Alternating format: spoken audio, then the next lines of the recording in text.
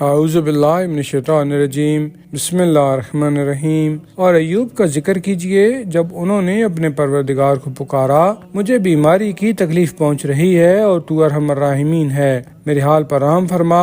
ہم نے ان کی دعا قبول کی اور ان کو جو تکلیف تھی وہ دور کر دی، اور اپنی خاص رحمت سے ہم نے ان کو ان کے اہل و عیال عطا کیے اور ان کے برابر اور بھی، اس لیے کہ یہ عبادت گزاروں کے لیے یادگار رہے۔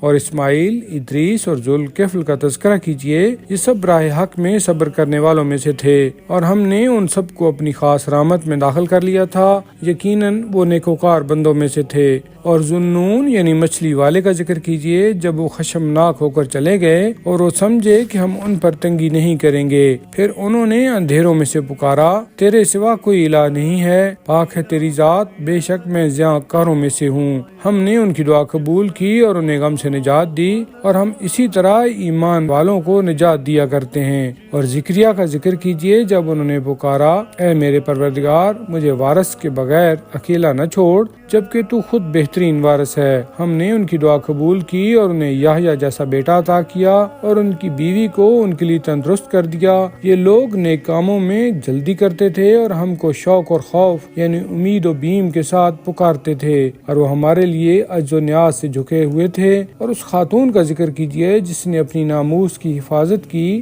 تو ہم نے انہیں اس میں اپنی خاص روح پھونک دی، اور انہیں اور ان کے بیٹے عیسیٰ علیہ السلام کو دنیا جان والوں کے لیے اپنی قدرت کی نشانی بنا دیا۔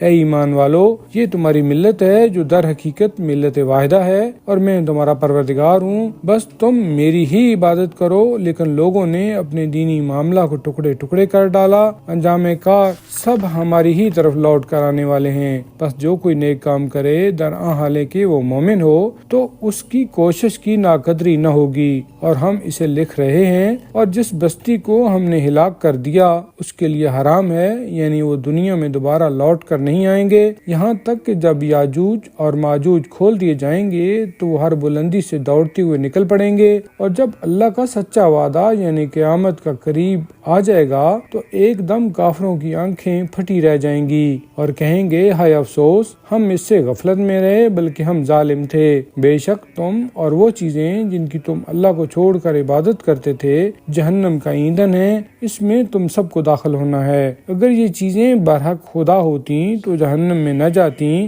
اب تم سب کو اس میں ہمیشہ رہنا ہے۔ اس میں چیخو پکار ہوگی اور وہ اس میں کچھ نہیں سنیں گے۔ ہاں البتہ وہ لوگ جن کے لیے ہماری طرف سے پہلے بھلائی مقدر ہو چکی ہوگی وہ اس سے دور رہیں گے، وہ اس کی آہٹ بھی نہیں سنیں گے، اور وہ اپنی من پسند نعمتوں میں ہمیشہ رہیں گے۔ ان کو بڑی گھبراہٹ بھی غمزدہ نہیں کر سکے گی، اور فرشتے ان کا استقبال کریں گے۔ یہ ہے آپ کا وہ دن جس کا تم سے وعدہ کیا جاتا تھا، جس دن ہم آسمان کو اس طرح لپیٹ دیں گے جس طرح تومار میں خط لپیٹے جاتے ہیں۔ جس طرح ہم نے پہلے تخلیق کی ابتدا کی تھی اسی طرح ہم اس کا اعادہ کریں گے۔ یہ ہمارے ذمہ وعدہ ہے، یقیناً ہم اسے پورا کر کے رہیں گے۔ اور ہم نے ذکر یعنی تورات یا پند و نصیحت کے بعد زبور میں لکھ دیا تھا کہ زمین کے وارث میرے نیک بندے ہوں گے، بے شک اس میں عبادت گزار لوگوں کے لیے بڑا انعام ہے۔ اے رسول، ہم نے آپ کو تمام عالمین کے لیے رحمت بنا کر بھیجا ہے۔ آپ کہہ دیجئے کہ میری طرف جو کچھ وحی کی گئی ہے وہ یہ ہے کہ تمہارا الہ بس ایک الہ ہے، تو کیا تم اس کے آگے سر جھکاتے ہو؟ بس اگر وہ اس سے روگردانی کریں تو آپ کہہ دیجئے کہ میں نے برابر آپ کو خبردار کر دیا ہے، اب مجھے معلوم نہیں ہے کہ وہ دن جس کا تم سے وعدہ کیا گیا ہے وہ قریب ہے یا دور۔ بے شک وہ اللہ بلند آواز سے کہی گئی بات کو بھی جانتا ہے اور اسے بھی جسے تم چھپاتے ہو، اور میں کیا جانوں کہ یہ تاخیر تمہارے لیے آزمائش ہے یا ایک خاص وقت تک زندگی کا لطف اٹھانے کی مہلت ہے۔ آخر کار رسول نے کہا، اے میرے پروردگار، تو حق کے ساتھ فیصلہ کر دے۔ اے لوگو، ہمارا پروردگار وہی خدا رحمان ہے جس سے ان باتوں کے خلاف مدد مانگی جاتی ہے جو تم بنا رہے ہو۔